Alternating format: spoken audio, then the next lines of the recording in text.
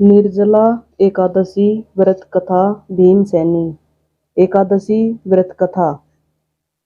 निर्जला एकादशी का व्रत ज्येष्ठ मास के शुक्ल पक्ष की एकादशी तिथि को रखा जाता है। हिंदू धर्म में इस एकादशी का विशेष महत्व है। मान्यता है कि अगर आप साल में पड़ने वाली 24 एकादशी का व्रत नहीं रख पा रहे हैं तो निर्जला एकादशी का रख लें। इससे आपको हर एक एकादशी का फल प्राप्त हो जाएगा। इस एकादशी को सबसे कठोर एकादशी माना जाता है क्योंकि इसमें जल तक पीने की मनाही होती है। निर्जला एकादशी पर भगवान विष्णु की विधिवत पूजा करने के साथ दान किया जाता है। इसके साथ ही पूजा के समय इस एकादशी व्रत कथा का पाठ अवश्य करना चाहिए। इससे आपकी पूजा पूर्ण हो जाती है। आइए जानते हैं निर्जला एकादशी की संपूर्ण व्रत कथा। निर्जला एकादशी व्रत कथा। निर्जला एकादशी के महत्व के बारे में स्वयं भगवान कृष्ण ने युधिष्ठिर को बताया है। उन्होंने निर्जला एकादशी के महत्व के बारे में परम धर्मात्मा सत्यवती नंदन व्यास जी को बताने को कहा था। तब व्यास जी कहने लगे कि हर किसी को एकादशी व्रत रखना चाहिए। इसके साथ ही एकादशी की दोनों पक्षों में भोजन नहीं करना चाहिए। इसके बाद द्वादशी को स्नान पूजा करने के बाद ही भोजन ग्रहण करना चाहिए। त्रिपुष्कर योग में निर्जला एकादशी जाने शुभ मुहूर्त, पूजा विधि, मंत्र पारण का समय और आरती। तब भीमसेन व्यास जी से कहने लगे कि हे पितामह, भ्राता युधिष्ठिर, माता कुंती, द्रौपदी, अर्जुन, नकुल, सहदेव आदि एकादशी को भोजन नहीं करते हैं और मुझे भी ऐसा करने के लिए कहते हैं, लेकिन मेरे लिए भूख सहना मुश्किल है। मैं भगवान की शक्ति पूजा करने के साथ दान देता हूँ, लेकिन भोजन के बिना नहीं रह सकता। इस पर व्यास जी कहने लगे, हे भीमसेन, यदि तुम नरक को बुरा और स्वर्ग को अच्छा समझते हो तो प्रति मास की दोनों एकादशियों के दोनों पक्षों में तुम अन्न मत खाया करो। भीमसेन कहने लगे कि हे पितामह, मैं तो पहले ही कह चुका हूँ कि मैं भूख सहन नहीं कर सकता। अगर साल भर में कोई एक ही व्रत पड़ता हो मैं रख सकता हूँ, क्योंकि मेरे पेट में वृक नाम वाली अग्नि है, इसलिए मैं भोजन किए बिना नहीं रह सकता। भोजन करने से वह शांत रहती है, इसलिए पूरा उपवास तो क्या, एक समय भी बिना भोजन किए रहना कठिन है। अतः आप मुझे कोई ऐसा व्रत बताइए जो साल में केवल एक बार ही करना पड़े और मुझे स्वर्ग की प्राप्ति हो जाए। इसके साथ ही जीवन में कल्याण ही कल्याण हो। इस बात पर श्री व्यास जी कहने लगे कि हे पुत्र, बड़े बड़े ऋषियों ने बहुत शास्त्र आदि बनाए हैं जिनसे बिना धन के थोड़े परिश्रम से ही स्वर्ग की प्राप्ति हो सकती है। इसी प्रकार शास्त्रों में दोनों पक्षों की एकादशी का व्रत मुक्ति के लिए रखा जाता है।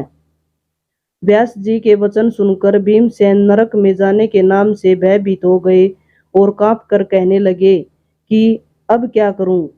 मास में 2 व्रत तो मैं कर नहीं सकता। हाँ, वर्ष में 1 व्रत करने का प्रयत्न अवश्य कर सकता हूँ। अतः वर्ष में 1 दिन व्रत करने से यदि मेरी मुक्ति हो जाए तो ऐसा कोई व्रत बताइए। यह सुनकर व्यास जी कहने लगे कि वृषभ और मिथुन की संक्रांति के बीच ज्येष्ठ मास की शुक्ल पक्ष की जो एकादशी आती है उसका नाम निर्जला है। तुम उस एकादशी का व्रत करो। इस एकादशी के व्रत में स्नान और आचमन के सिवा जल वर्जित है। आचमन में 6 मासे से अधिक जल नहीं होना चाहिए, अन्यथा वह मद्यपान के सदृश हो जाता है।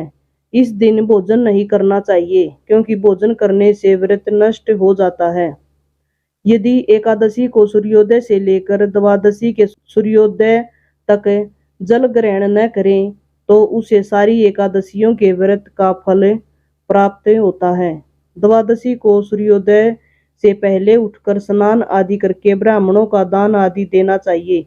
इसके पश्चात भूखे और सतपात्र ब्राह्मण को भोजन कराकर फिर आप भोजन कर लेना चाहिए। इसका फल पूरे 1 वर्ष की संपूर्ण एकादशियों के बराबर होता है। व्यास जी कहने लगे कि हे भीमसेन, यह मुझको स्वयं भगवान ने बताया है। इस एकादशी का पुण्य समस्त तीर्थों और दानों से अधिक है। केवल एक दिन मनुष्य निर्जला रहने से पापों से मुक्त हो जाता है। जो मनुष्य निर्जला एकादशी का व्रत करते हैं, उनकी मृत्यु के समय यमदूत आकर नहीं घेरते, बल्कि भगवान के पार्षद उसे पुष्पक विमान में बिठाकर स्वर्ग को ले जाते हैं। अतः संसार में सबसे श्रेष्ठ निर्जला एकादशी का व्रत है। इसलिए यत्न के साथ इस व्रत को करना चाहिए। उस दिन ओम नमो भगवते वासुदेवाय मंत्र का उच्चारण करना चाहिए और गौदान करना चाहिए। इस प्रकार व्यास जी की आज्ञानुसार भीमसेन ने इस व्रत को किया। इसलिए इस एकादशी को भीमसेनी या पांडव एकादशी भी कहते हैं। निर्जला व्रत करने से पूर्व भगवान से प्रार्थना करें कि हे भगवान, आज मैं निर्जला व्रत करता हूँ, दूसरे दिन भोजन करूंगा। मैं इस व्रत को श्रद्धा पूर्वक करूंगा, अतः आपकी कृपा से मेरे सब पाप नष्ट हो जाएं। इस दिन जल से भरा हुआ एक घड़ा वस्त्र से ढककर स्वर्ण सहित दान करना चाहिए। जो मनुष्य इस व्रत को करते हैं, उनको करोड़ पल सोने के दान का फल मिलता है, और जो इस दिन यज्ञादिक करते हैं, उनका फल तो वर्णन ही नहीं किया जा सकता। इस एकादशी के व्रत से मनुष्य विष्णु लोक को प्राप्त होता है। जो मनुष्य इस दिन अन्न खाते हैं, वे चांडाल के समान हैं, वे अंत में नरक में जाते हैं। जिसने निर्जला एकादशी का व्रत किया है, वह चाहे ब्रह्मा हत्यारा हो, मद्यपान करता हो, चोरी की हो या गुरु के साथ द्वेष किया हो, मगर इस व्रत के प्रभाव से स्वर्ग जाता है। हे कुंती पुत्र, जो पुरुष या स्त्री श्रद्धा पूर्वक इस व्रत को करते हैं, उन्हें अगर लिखित कर्म करने चाहिए। प्रथम भगवान का पूजन, फिर गोदान, ब्राह्मणों का मिष्ठान व दक्षिणा देनी चाहिए तथा जल से भरे कलश का दान अवश्य करना चाहिए। निर्जला के दिन अन्न, वस्त्र, उपाहन आदि का दान भी करना चाहिए। जो मनुष्य भक्ति पूर्वक इस कथा को पढ़ते या सुनते हैं, उन्हें निश्चय ही स्वर्ग की प्राप्ति होती है। आपको ये कहानी कैसी लगी, कमेंट बॉक्स में जरूर बताएं।